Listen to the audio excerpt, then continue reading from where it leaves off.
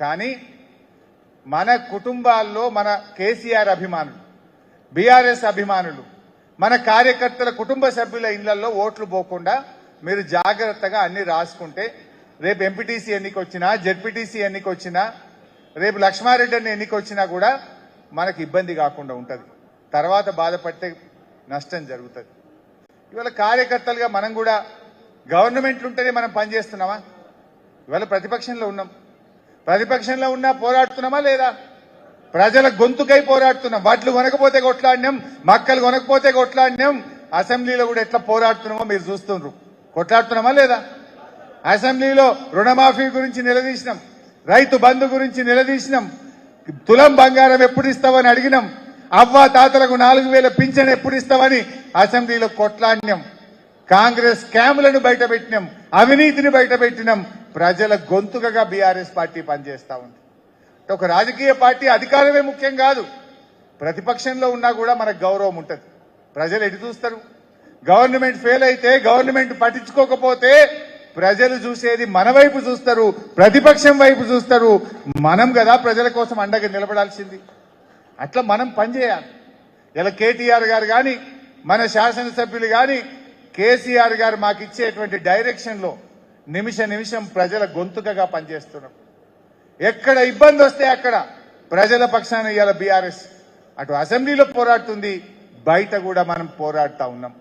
ఈ పోరాటాన్ని మనం కొనసాగించాలి. అది మన బాధ్యత, మన హక్కు. రేవంత్ రెడ్డి ఇలా నీళ్లు ఆంధ్రాకి అప్పచెప్తుంటే పోరాడింది ఎవరు? బీజేపీ వాడు గిట్ట కొట్లాడిండా? బీఆర్ఎస్ఏ కొట్లాడుతుంది. ఎట్లా కడతాడు పోతిరెడ్డిపాడు, ఎట్లా కడతాడు గోదావరి బనకచెర్ల, ఎట్లా కడతాడు గోదావరి నల్లమల్ల సాగర్ అని తెలంగాణ ప్రజల పక్షాన గొంతు విప్పింది కాంగ్రెస్, మెడలు వంచింది కూడా బీఆర్ఎస్ పార్టీ. ఇవాళ కర్ణాటక అక్రమ ప్రాజెక్టుల మీద కూడా పాలమూరు జిల్లాకు అన్యాయం అవుతుందని పోరాడుతున్నది బీఆర్ఎస్ పార్టీ. అందువల్ల మనం అధికారం అదే వస్తుంది వచ్చేటినాడు.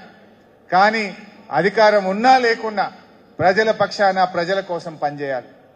నిజంగా మన కార్యకర్తలు ఏమన్నారు? కేసీఆర్ గారు ఎన్ని పెన్షన్లు ఇచ్చిండే? 65 ఏళ్లకెళ్ళి మనం 67 ఏళ్లకు 57 ఏళ్లకే పెన్షన్ అన్నాం. 57 ఏళ్లకు పెన్షన్ అంటే 6 లక్షల మంది కొత్త పెన్షన్ వచ్చింది. ఈ రేవంత్ రెడ్డిలకి మీటింగ్ పెట్టిన ఆడ కేసీఆర్ సార్ ఆడ కట్టుకొత్తిండిలో పెన్షన్లు పడ్డాయి. అంటే అవినీతి లేకుండా, డబ్బా కొట్టుకోకుండా నిజాయితీగా పనిచేసింది.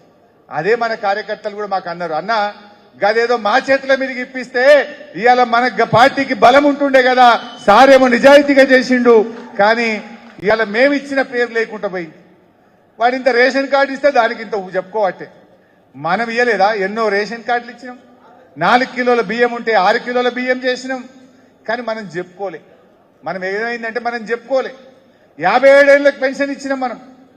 కేసీఆర్ గారు వచ్చినాడు ఈ రాష్ట్రంలో 22 లక్షల పెన్షన్లు ఉండే, ఓన్లీ 22 లక్షలు. మనం దిగిపోయేటప్పుడు ఎన్ని ఉన్నాయి తెలుసా? 41 లక్ష పెన్షన్లు అయినాయి. అంటే డబుల్ అయినాయి మనం ఇచ్చిన పెన్షన్లు. 200 ఉంటే 2000 చేసినాం. 22 లక్షల పెన్షన్లను 41 లక్షల పెన్షన్లు చేసినాం. కానీ మనం చెప్పుకున్నామా, పంచినామా? కేసీఆర్ గారు బీడీలు చేసేటోళ్ళకి ఇచ్చిండు, చేనేత కార్మికులకు ఇచ్చిండు, గీత కార్మికులకు ఇచ్చిండు, 57 ఏళ్లకే పెన్షన్ ఇచ్చిండు, వికలాంగులకు పెంచిండు, ఎయిడ్స్ పేషెంట్లకు ఇచ్చిండు, డయాలసిస్ పేషెంట్లకు ఇచ్చిండు. ఇచ్చుకుంటూ పోయినాం కానీ చెప్పుకుంటూ పోలే మనం. ఇచ్చుకుంటూ పోయినాం కానీ చెప్పుకుంటూ పోలే మనం. వీళ్ళు కాంగ్రెస్ వచ్చినాక ఏమైంది తెలుసా? 42 లక్షలున్న పెన్షన్లు ఇవాళ 2 లక్షలు కోసి పారేశారు. 2 లక్షల పెన్షన్లు కారణాలు లేవు, ఏదో కారణం చెప్పి కటింగ్ పెట్టారు. కొత్తగా ఒక్క పెన్షన్ ఇవ్వలే. కాంగ్రెస్ వచ్చినాక కొత్తగా ఒక్క పెన్షన్ కూడా ఇవ్వలే. కానీ 2 లక్షల పెన్షన్లు కోతలు పెట్టింది తప్ప కొత్తగా ఇవ్వలే. మనమేమో 20 లక్షల పెన్షన్లు ఇచ్చినాం, 200 ఉంటే 2000 చేసినాం. కానీ మనం చెప్పుకోవడంలో వెనుకబడ్డాం. అందుకే ఇవన్నీ కూడా మనం మళ్ళీ గుర్తు చేయాలి. మీకు తెలియని కావు, అన్నీ మీకు తెలిసే. కానీ మీకు గుర్తు చేస్తే రేపు ప్రజల్లో మీరు చర్చ పెట్టాలి, ప్రజల్లోకి మనం తీసుకుపోవాలి. ఏదో ప్రతి అవ్వకు తాతకు చెప్పాలి మనం. కాంగ్రెస్ వచ్చి 31 నెలలైంది. అంటే ప్రతి అవ్వకు తాతకు రేవంత్ రెడ్డి 62,000 రూపాయలు బాకీ పడ్డాడు బిడ్డ. ఇవాళ 62,000 ఇచ్చినాకనే కాంగ్రెస్ వాడు మాట్లాడాలని అవ్వ తాతలను పెన్షన్దారులను మనం ఎడ్యుకేట్ చేయాల్సినటువంటి అవసరం ఉంది. అట్లే మా అక్క చెల్లెలు మహాలక్ష్మి 2500 అన్నాడు. ప్రతి చెల్లెకు అక్కకు 75,000 రూపాయలు రేవంత్ రెడ్డి బాకీ పడ్డాడు. దాని సంగతి ఏందో చెప్పమని మనం మహిళల్లో చైతన్యం తీసుకురావాల్సిన అవసరం ఉంది. ఇదే చర్చ పెట్టాడు. పైసలు లేవంటాడు. పైసలు ఎందుకు లేవు? మరి మూసీకి ఎక్కడికి వచ్చినాయి? ఫ్యూచర్ సిటీకి ఎక్కడికి వచ్చినాయి? అందాల పోటీలకు ఎక్కడికి వచ్చినాయి? ఫుట్బాల్ షోకులకు ఎక్కడికి వచ్చినాయి? రెండు క్యాంప్ ఆఫీసులు కట్టుకోవడానికి ఎక్కడికి వచ్చినాయి రేవంత్ రెడ్డి అని మనం ప్రజల్లో చర్చ పెట్టాల్సిన అవసరం. ఇవన్నీ మీరు మంచిగా తీసుకొని పోండి. ప్రజలకు అన్ని అర్థమవుతున్నాయి. ప్రజలు ఒక మాట అంటున్నారు, ఇప్పుడు ఈ స్కాముల ప్రభుత్వం పోవాలి, మళ్ళీ స్కీముల ప్రభుత్వం కేసీఆరే రావాలి అంటున్నారు. ఎన్ని స్కీములే మనవి? కేసీఆర్ వచ్చినాక స్కీములే స్కీములు. నెలకొక్కటొచ్చు, 2 నెలలకొకటొచ్చు. ఇప్పుడు ఏంది? నెలకొక్క స్కామ్. హైడ్రా కూడా ఒక పెద్ద స్కామ్, హ్యామ్ రోడ్లో ఒక స్కామ్, విద్యుత్తులో ఒక స్కామ్, సింగరేణిలో ఒక స్కామ్, గురుకుల టెండర్లలో ఒక స్కామ్. అసలు స్కాములే స్కాములు. స్కీములు లేవు కానీ స్కాములు ఫుల్ ఉన్నాయి. అందుకే వీటన్నిటిని కూడా మనం మంచిగా ప్రజల్లోకి తీసుకొని పోదాం. తప్పకుండా ఇవాళ ఇంకొక మాట, లాస్ట్ మాట చెప్పి నేను ముగిస్తా. మొన్న ఎప్పుడో రేవంత్ రెడ్డి మహబూబ్నగర్ జిల్లాకు వచ్చిండు. బీఆర్ఎస్ పార్టీని మొలకెత్తనీయ, పోయిన తాప 2 గెలిచిండ్రు, ఈసారి అది కూడా గెలవనీయ అన్నాడు. అవుతుందా? రేవంత్ రెడ్డి నీ మొహానికి మొలకెత్తిన ధాన్యం కొనే తెలివి లేదు కానీ బీఆర్ఎస్ పార్టీని మొలకెత్తనీయ అని మాట్లాడతావా నువ్వు?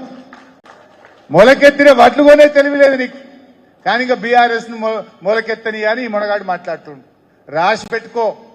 పోయినసారి కొడంగల్లో మా నరేందర్ అన్న నిన్ను చిత్తుగా ఓడగొట్టినాం. నువ్వేదో గుడ్డి మార్దెబ్బల పోయి మళ్ళీ ఎంపీ గెలిచినావు 5,000తో.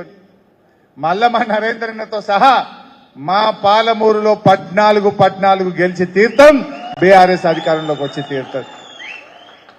అట్లని మనం ఓవర్ కాన్ఫిడెన్స్ ఉందామా? గర్మే బయటింగే క్యా? పోరాటం చేయాలి. లోకల్ ఇష్యూస్ మీద కొట్లాడాలి. మీరు కాన్స్టెన్సీ ఇష్యూ, జిల్లా ఇష్యూ ఉంటే లక్ష్మణ కొట్లాడతాడు. మండలంలో ఇష్యూ ఉంటుంది, గ్రామంలో ప్రజా సమస్య ఉంటుంది. గ్రామంలో సమస్య ఉంటే బీఆర్ఎస్ పోరాడాలి, సోషల్ మీడియాలో పెట్టాలి. మండలంలో సమస్య ఉంటే మండల నాయకత్వం పోరాడాలి, దాన్ని సోషల్ మీడియాలో పెట్టాలి. ఎరువులు దొరకలేవు, మండల నాయకులు పోవాలి, పోరాడాలి, సోషల్ మీడియాలో పెట్టాలి. వాటిని కొంటలేరు, మండల నాయకత్వం మండలంలో పోరాడాలి. మంచినీళ్ళు వస్తలేవు, మండల నాయకత్వం పోరాడాలి.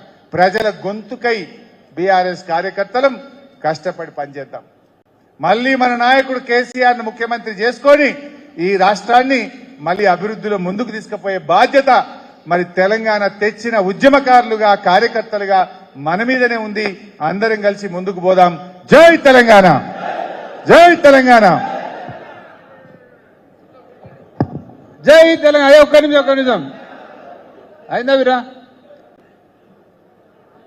ఇవి ఒక అప్పటి నుంచి చెప్తుంది. కవిత రాసిందంట హరీశ్రావు గారి మీద. హరీశ్రావు గారు నా మీద ఏమో హరీశ్రావు.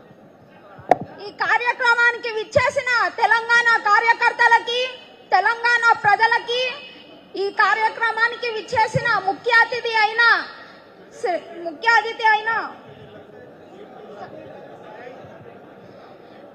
భారతదేశానికి స్వాతంత్రం తెచ్చింది మహాత్మా గాంధీజీ అయితే మన తెలంగాణకి, తెలంగాణ ప్రజలకి స్వాతంత్రం తెచ్చింది కేసీఆర్ గారు. ఇప్పుడు ఆ కేసీఆర్ గారి మీద ఒక చిన్న కవిత చెప్పబోతున్నానండి. సూర్యుడి కిరణాల వెలుగు కోసం ఉదయం ఎదురు చూసినట్టు, వెన్నెల కోసం చీకటి ఆకాశం ఎదురు చూసినట్టు, ఈ కలికాలంలో ఇంత దారుణం